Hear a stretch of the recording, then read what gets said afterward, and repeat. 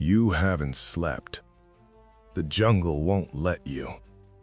This isn't the kind of dark you're used to. Back home, dark meant street lights bleeding through your bedroom window, the hum of the refrigerator downstairs, your mother calling you for dinner even though you were too old for that. This dark is different. This dark feels alive. You're sitting with your back against a tree you can't see, the bark pressing into your shoulder blades through your fatigues. You've been in country for 11 hours. You can still smell jet fuel on your uniform, still taste the recycled air from the transport plane. They told you to get some rest, but they didn't tell you how. The heat doesn't leave when the sun goes down. You thought it would. You thought wrong. It settles on your chest like a wet blanket, heavy and patient. Your canteen is already half empty, and you're trying not to think about that, trying not to think about how many hours are left until morning. No one is talking. There are 19 other guys spread out along the perimeter. You can hear them breathing and shifting in the dark. Someone keeps clicking a lighter open and closed without lighting it. You learned his name on the helicopter, and you've already forgotten it. When someone coughs, it sounds like a gunshot, and your fingers find the safety on your M16 for the third time in 10 minutes. Still there. Still off. You were told to keep it off. You were told a lot of things. The insects start around 9 o'clock at night. Not the mosquitoes. You expected those. It's the others. The ones that sound mechanical, like distant helicopters or power lines shorting out. They rise in waves, stop all at once, then start again. You don't know if they're close or far, and you don't know if that matters. Something lands on your neck. You don't move. You learned that lesson already. Moving draws attention. You let it crawl across your skin, legs brushing through sweat that won't dry, and you count to 10 before flicking it away. You don't look at what it was. Your ears are doing something strange. They feel like they're reaching into the dark, trying to pull shapes out of sound. Every branch crack becomes footsteps. Every rustle turns into whispers. Your mind keeps circling back to the word they mentioned in the briefing, the one they never really explained: contact. Time stops behaving normally. Minutes stretch into hours, and hours turn into something worse. You think about your watch, but don't look at it. The guys who've been here longer told you not to, said it makes things worse. Now you understand why. Your legs cramp, and you want to stand up, stretch, walk, do anything but sit here with a rifle across your lap while your thoughts eat themselves alive. You think about the last letter you wrote home. You told them you were fine. You told them not to worry. You even used the word adventure. That letter is sitting in a mailbag somewhere waiting to lie to your mother in a few weeks. You wonder if you'll write another one. Then you hear it.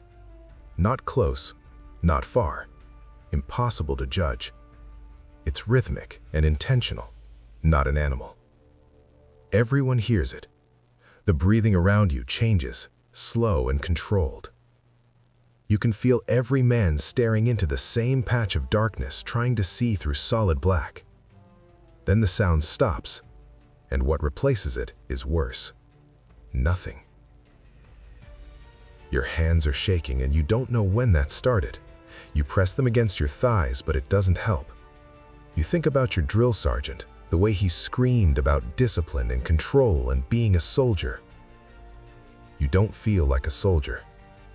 You feel like a kid sitting in the dark, holding a rifle he barely qualified with, waiting for something he can't see to kill him. That's the truth no one prepared you for. Not the bullets, not the enemy, the waiting. Someone whispers your name. It's the guy next to you, only 3 feet away, but completely invisible. His voice is so quiet you almost miss it. He asks if you're good, You say yes, even though it's a lie, and it hangs between you. He doesn't say anything else, and neither do you, but something shifts. You're not alone out here. That doesn't make you safe, but it makes you less alone, and you hold on to that. The jungle sounds like it's breathing. Leaves shift in a wind you can't feel, and the canopy above you is so thick you haven't seen stars since you landed. Just darkness pressing down on more darkness. You think about the trees, how old they are, how many men have sat under them just like this, and how many never left. Your mind goes places you don't want it to go. You try to think about home, about your street and your room, about the girl you kissed at the party before you shipped out. Her name was Sarah, or Sandra. You can't remember, and that scares you more than anything else tonight. You've been gone 11 hours, and you're already forgetting. A flare goes up somewhere to the west, maybe half a mile away. For 3 seconds, the jungle turns silver and black, shadows twisting in ways they shouldn't, and then it's dark again. Your heart feels like it's trying to punch through your ribs. No one speaks, no one moves. You wait for gunfire or screaming or radios, but nothing happens. The insects start up again like nothing ever occurred. You tell yourself it was a false alarm, or maybe something worse. Someone watching, learning, waiting. You realize you need to piss. You've needed to for an hour, but you finally lean forward and unzip as quietly as you can, relieving yourself into the dirt beside you. The sound feels obscene, too loud and too human. When you zip back up and settle against the tree, relief never comes. Your neck hurts, your back hurts, everything hurts in that quiet, constant way that tells you this is only the beginning. This is night 1. You have 364 more, maybe, if you're lucky. You don't feel lucky. Sometime after midnight, the sergeant crawls past. You recognize him by the sound of his gear and the way he moves. He doesn't say anything. He just checks positions and keeps going. It helps knowing someone is in control, even if control just means moving through the darkness, checking on scared kids who don't know what they're doing. You wonder if he's scared too. You wonder if he was like you once, sitting in the dark with shaking hands, making promises to God he probably broke by morning. Sometime after 2 in the morning, something hits you. You're not afraid of dying, not exactly. You're afraid of dying badly, wounded and alone, calling for help that doesn't come. You think about the stories veterans told in processing, the flat voices and empty eyes, the ones about guys who took hours and guys who called for their mothers. You're 19 and you never felt younger.